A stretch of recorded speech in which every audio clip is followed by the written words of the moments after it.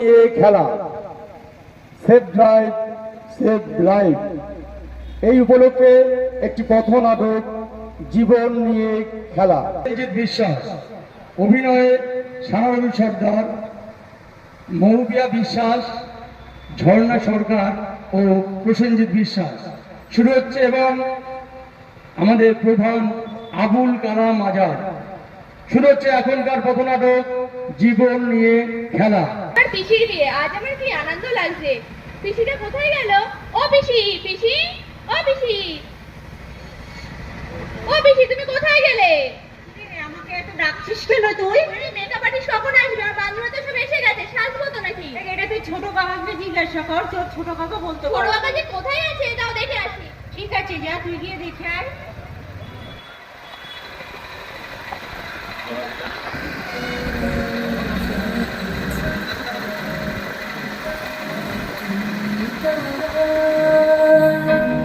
তুমি তাই গো আমার পরানো যাহা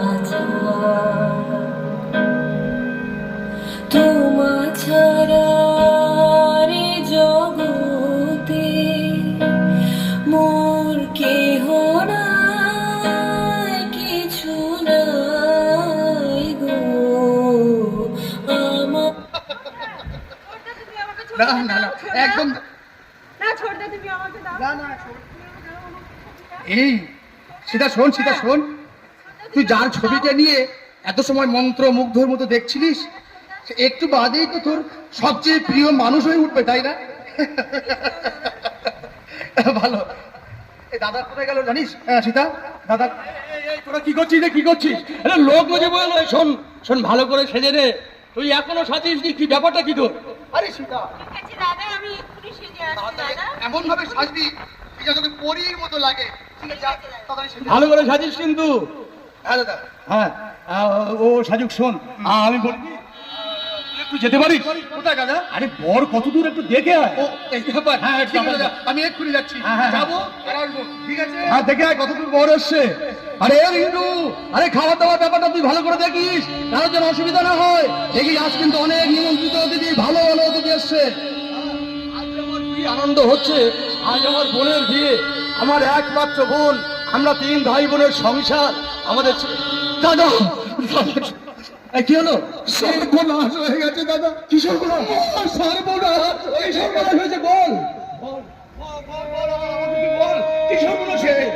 যে গাড়ি করে বর আসছিল, সেই বরের গাড়ি অ্যাক্সিডেন্ট করেছে। কিন্তু বর ঠিক আছে তো? না না নেই দাদা। দাদা না, কি শুনালে তুমি দাদা? কি শুনালে তুমি? তুমি ভুল শুনেছো দাদা।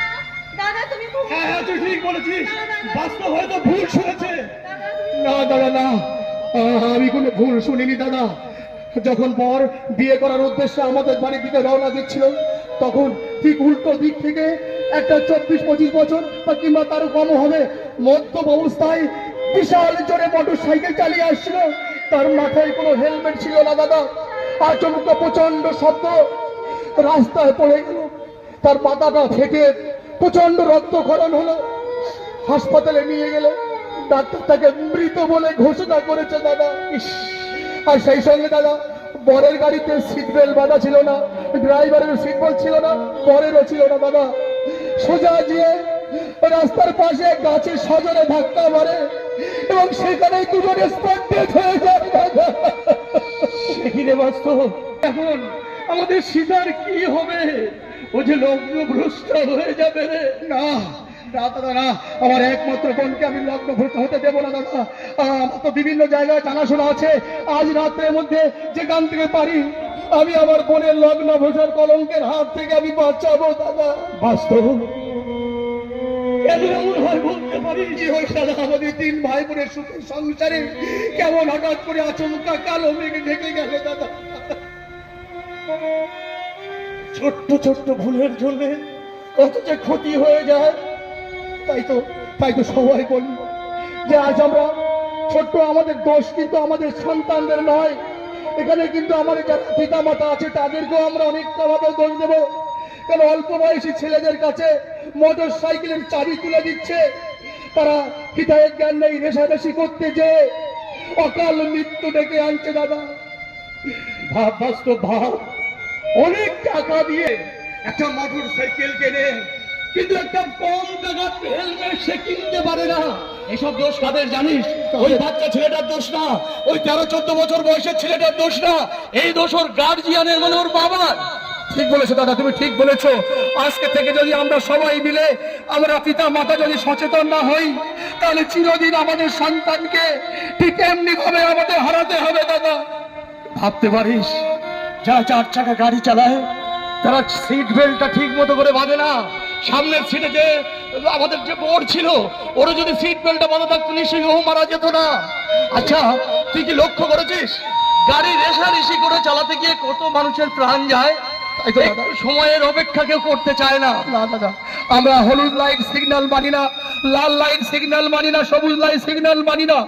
আমরা আমাদের মতো বেপরোয়া ভাবে গাড়ি চালিয়ে যাচ্ছি। আজ থেকে আমি প্রত্যেককে ডেকে ডেকে বলবো, আগামী দেশের জনগণ, তোমরা এই ভুল কখনো করো না। বাড়ির থেকে মোটরসাইকেল চালানোর সময় অবশ্যই হেলমেটটা সঙ্গে নেবে। 4 চাকা গাড়ি চালানোর সময় অবশ্যই মনে করে সিট বেল্টটা বেঁধে নেবে। ক্ষুদ্র পতন হবে না দাদা।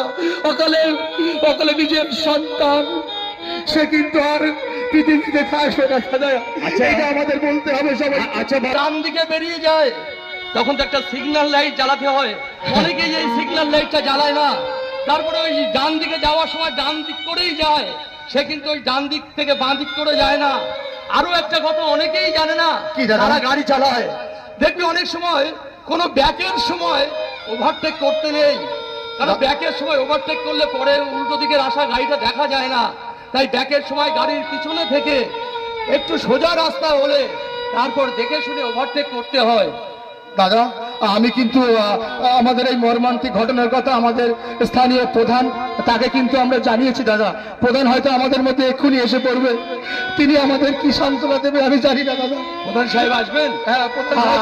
আমাদের স্বরূপনগর থানা, আমাদের স্বরূপনগর থানায় সেফ লাইফ সম্পর্কে কত কত নাটক, কত অনুষ্ঠান করেন, তবু কেন মানুষের জ্ঞান হচ্ছে না?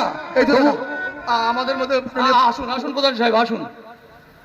হ্যাঁ, কি ব্যাপার এত লোক সমাগম, সবাই মর্মাহত, সবার চোখের জল, কি বিষয়টা কি একটু বলবেন? আজ যে আমাদের মহা সর্বনাশ হয়ে গেছে প্রধান সাহেব। আপনারা এত করে প্রচার করছেন, আপনি এটা আসুন প্রধান সাহেব, আমাদের এত করে আপনারা বোঝাচ্ছেন, তবু আমরা অসহায় হয়ে গেছি প্রধান সাহেব। আজ আমাদের বোনের বিয়ে ছিল, কিন্তু একটা অ্যাক্সিডেন্ট হয়ে আমাদের যে বর মারা গেছে। সে কি? একটি ছেলে বাইক চালিয়ে আসছিল, তার মাথায় হেলমেট ছিল না, সেই বরের গাড়িতে সজোরে ধাক্কা মারে, তারপরে সে ছিটকে পড়ে যায়। তার মাথায় হেলমেট না থাকার কারণে পাকা রাস্তায় তার মাথা থেকে রক্তক্ষরণ হয়। তারপরে ডাকবাংলা হাসপাতালে নিয়ে গেলে ডাক্তারবাবু তাকে মৃত বলে ঘোষণা করেন। এদিকে আমাদের সেই বরের গাড়ির যে ড্রাইভার, সে সিট বেল্ট বাঁধেনি, বরেরও সিট বেল্ট বাঁধা ছিল না, তাই বরের ওই গাড়িটা গাছের গায়ে অ্যাক্সিডেন্ট হয়ে দুজনেই স্পট ডেথ হয়ে গেছে। আমরা সবাই এই কথাটা শুনে খুবই মর্মাহত। আজকে একটা মেয়ে লগ্নভ্রষ্টা হলো, এটা যেমন অত্যন্ত বেদনাদায়ক। এই কথা ভেবে বাংলার মুখ্যমন্ত্রী তথা মমতা বন্দ্যোপাধ্যায়, পশ্চিমবঙ্গ সরকার, বাংলার পুলিশের পক্ষ থেকে বাংলার আবম্বর মানুষদেরকে সচেতন করছেন যে আপনারা কেউ হেলমেট ছাড়া মোটরসাইকেল চালাবেন না। 4 চাকা গাড়ি যখন বাড়ির থেকে বার করবো, সিট বেল্ট ছাড়া আমরা 4 চাকায় চাপবো না। আজকে দেখুন ঈশ্বরের কি পরিহাস, শুধুমাত্র একটু অসাবধানতার কারণে আজকে বিবাহযোগ্য মেয়ে, যার একটু বাদেই তার বাসর রাতের অনুষ্ঠান হবে, অথচ ভাগ্যের কি পরিহাস, সে লগ্নভ্রষ্টা হয়ে গেল। তাই উপস্থিত সমস্ত জনগণ, আজকের এই অ্যাক্সিডেন্টকৃত জায়গায় আপনারা যারা উপস্থিত আছেন, সকলের কাছে আমার করজোড়ে নিবেদন, আগামী দিনে যেন এইরকম কোনো মেয়ে লগ্নভ্রষ্টা না হয়।